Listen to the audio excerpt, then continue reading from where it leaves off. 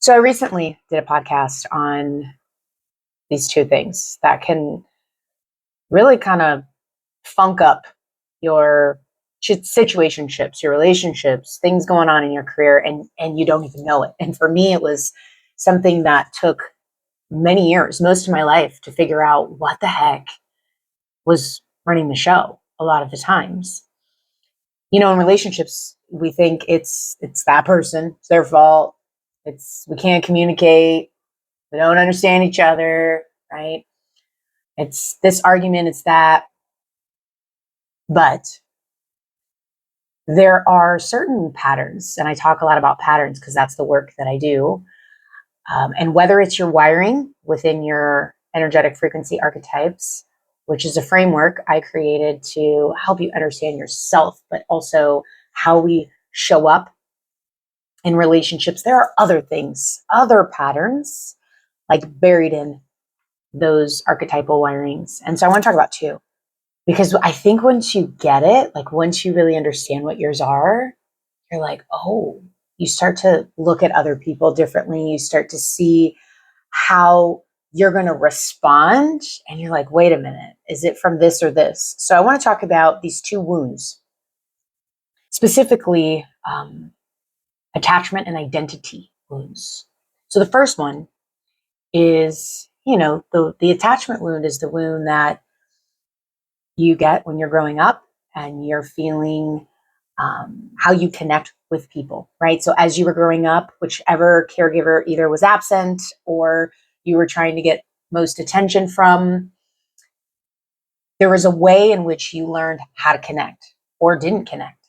And then how that impacted you is how you show up in relationships, whether that's you're someone who runs, avoids, whether that's someone who goes towards connection or feels anxious.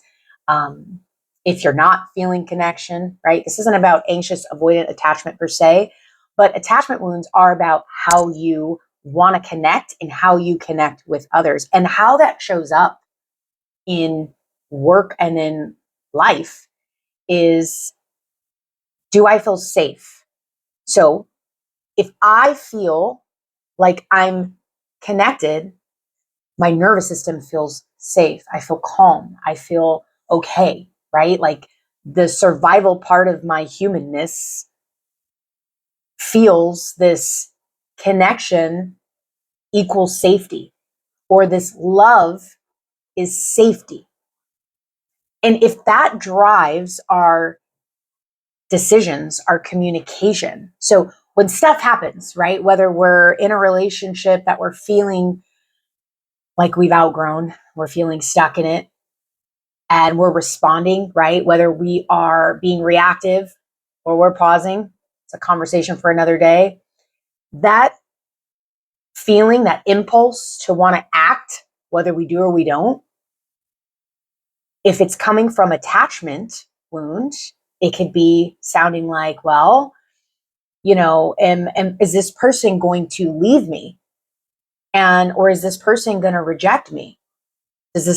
Am I going to lose love here? Right? So this person is doing something that I don't love. I may not speak up because I might be afraid of losing that connection. I was married and in a relationship for 25 years. So I know a little bit about relationships, just a little bit. Did all the many years I did counseling and retreats and even wrote a book on relationships, right? I feel it's one of the things I came to the world to experience and share on. And I didn't understand until way into that. Once I got out of the relationship is when I learned, holy smokes, I had an abandonment wound, which kept me from being real. Because I always saw myself as, oh, I'm real, I speak the truth, right? I'm raw, I'm authentic. I don't know. How do you see yourself? Or do you see yourself as someone who tries to keep the peace, tries to keep it safe? Well, I didn't see myself that way, and I still did that.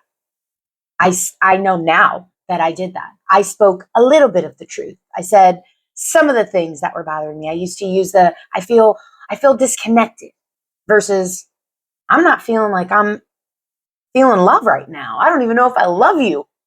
anymore in that way. Because when you have that kind of conversation, you can work on that. You can work on the truth. You can't work on the superficial part of what you think or what they think is going on if you're only sharing this, right? How many times do maybe you skirt around the truth because you're afraid if I say what I really need to say, they may not like me. They may leave me, right? We don't normally think of that from a conscious point of view, but I want you to start thinking about that. When something triggers you, when you're upset about something, where are you coming from? The wound or not the wound? From a more healthier space. Do I need to get myself in a more healthier space before I respond? The second wound is that I don't hear people talk about as much is the identity wound. Identity wound is not so much, do you love me? Are we connected? It's, am I capable? Am I competent? Right? So this is when we're growing up and that caregiver either showed us or was determining if we had the ability to stand for ourselves, be capable, be competent, if we were rewarded for what we did, what we proved, our achievement, all of that, right? I'm not going to talk about mother-father wounds, but that's somewhere in there. But it's not about your mother or your father. It's about it's not about gender. It's about the parental figure that played these certain roles for you.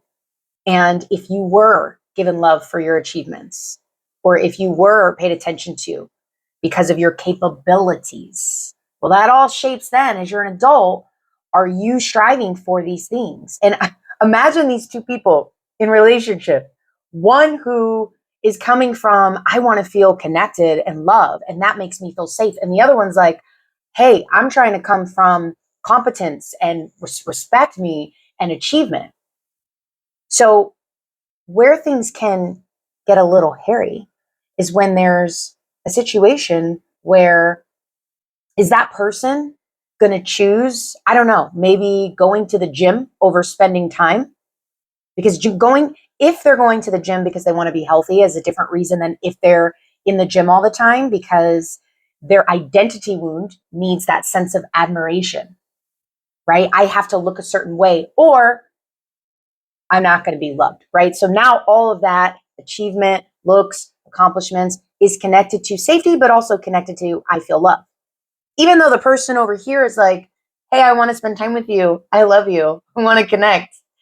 Their thought is, but I got to go do this because if I don't do this, if I don't accomplish this in work, in the gym, in a sport, in whatever, if I don't accomplish this first, well, then you're not going to love me. Do you hear how these can really clash